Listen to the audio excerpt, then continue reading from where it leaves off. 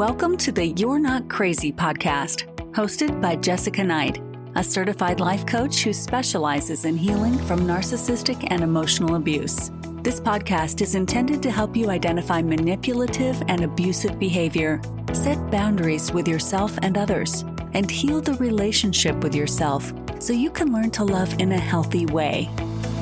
You can connect with Jessica and find additional resources, content, and coaching at emotionalabusecoach.com. Hello, and thank you for being here. Before we dive in, I want to go through the fine print and share how we can work together. Because healing from this kind of pain takes a lot more than time. It takes the right kind of support.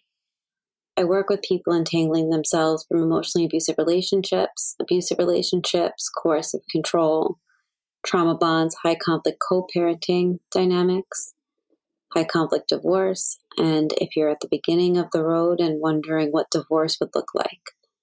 I offer one-on-one coaching at every stage.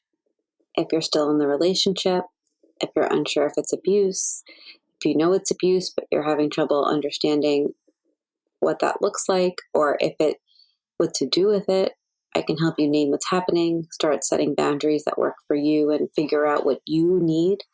If you're thinking about leaving, we'll explore what that might look like in a grounded and personalized way. If you're navigating divorce or custody or co-parenting with a high conflict person, I can help you document, strategize, and stay emotionally anchored, especially when you're being gaslit, discredited, and re-traumatized by the legal system. If you've already left and you're stuck in the trauma bond, or if you've been discarded and struggling to feel like yourself again, I can help you rebuild self-trust and reconnect with your own nervous system in a way that actually feels doable. Everything I do is highly personalized. I don't walk you through a one-size-fits-all program. I listen, I reflect, and I guide you based on what you're facing right now.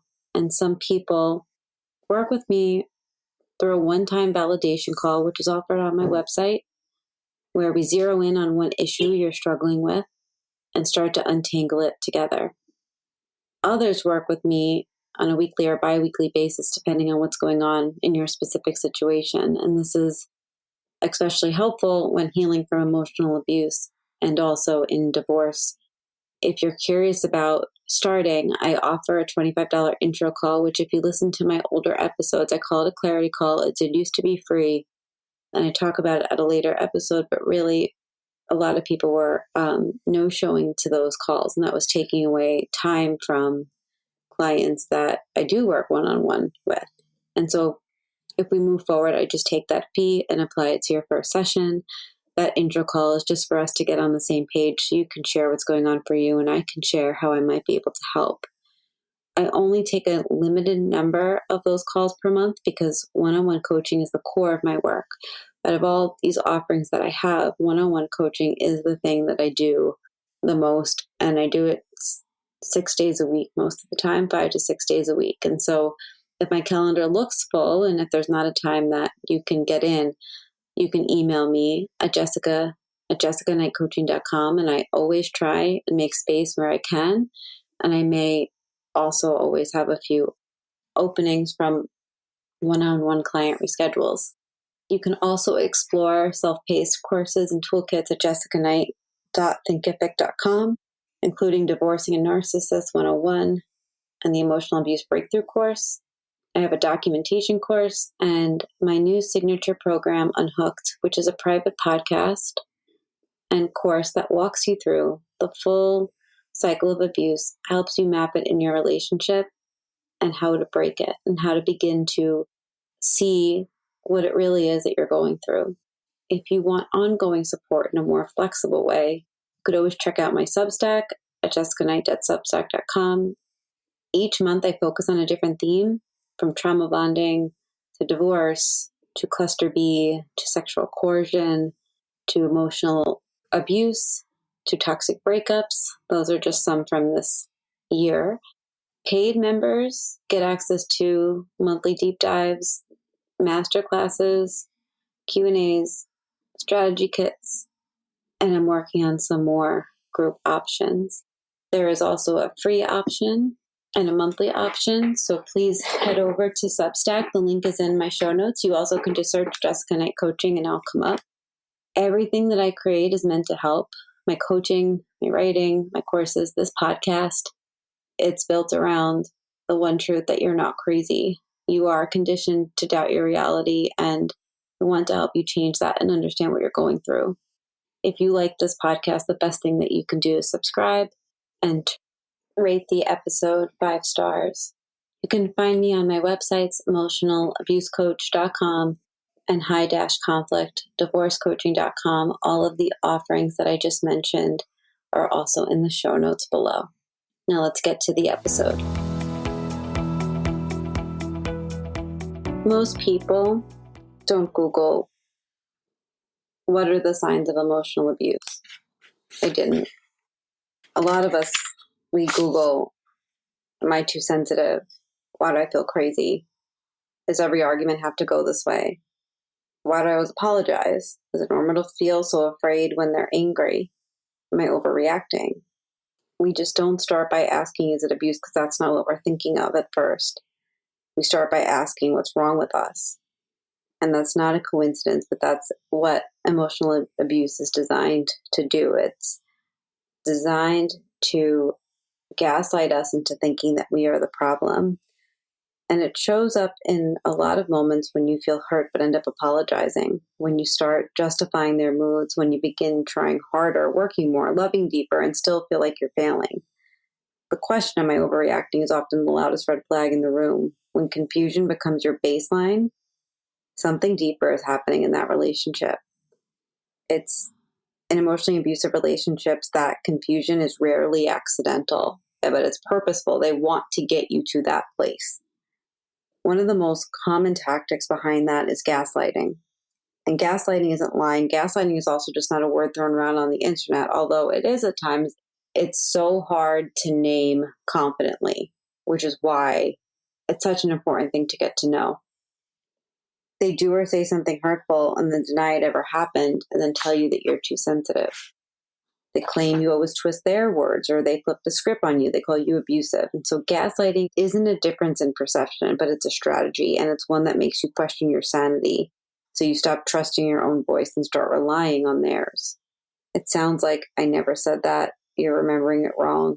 You always twist my words. You're the abusive one. And these statements might seem a little subtle. Maybe they are just blaming, but when it's repeated over time, over and over and over, it becomes a pattern, and that really starts to rewire your brain because you begin to doubt your memory and your judgment and your instincts and eventually yourself altogether. And so you stop speaking up and you replay these conversations on loop in your head and think about them constantly. You hesitate before expressing how you feel, afraid of the reaction, and slowly you start to believe the narrative. Maybe you are the problem. That's how gaslighting works. It doesn't confuse you, but it dismantles what's going on inside of you. And I know that for me, my mind really began to feel like such a hostile place. I became so unanchored, unsure, and emotionally unsafe with myself.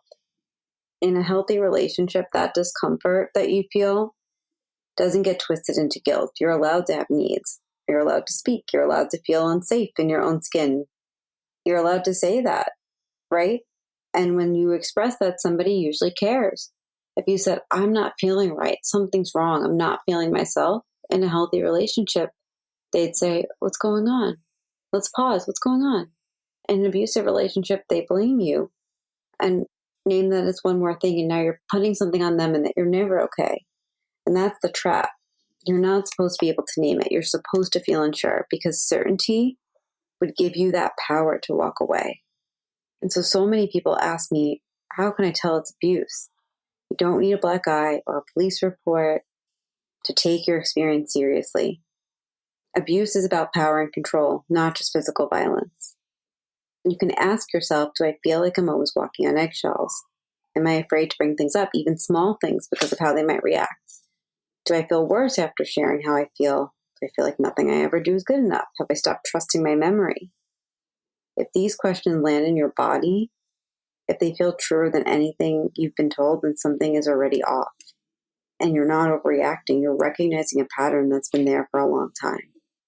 I always tell people to try asking these questions instead, especially if you're stuck in the loop of doubt. When did I start doubting my instincts? Who benefits from me believing I'm too sensitive? Why do I feel guilty for being hurt? Why do I feel like I need their permission to say something is painful? The goal of emotional abuse isn't just to hurt you, it's to get you to accept harm as normal. It's to convince you that pain is love and silence is somehow strength. And it's meant to make you doubt your reality, to say this isn't okay. But you're not sensitive and you're not the problem. You're not imagining it. You've been conditioned to distrust your own perception, and that's why your perception is still there. It's trying to help wake you up. You're not overreacting. You're waking up. And that question, is this abuse? That is your inner self speaking to you, because it's the part that still knows and it hears you and it's trying to protect you. You don't need to wait for a confirmation or a label to take it seriously. You don't have to explain why it hurts. You can decide that that has to stop. And if you're asking whether it's abuse, there's already enough harm to pay attention to. If this resonates for you, if this is lighting something up in your brain, my emotional abuse breakthrough course is a good place to go.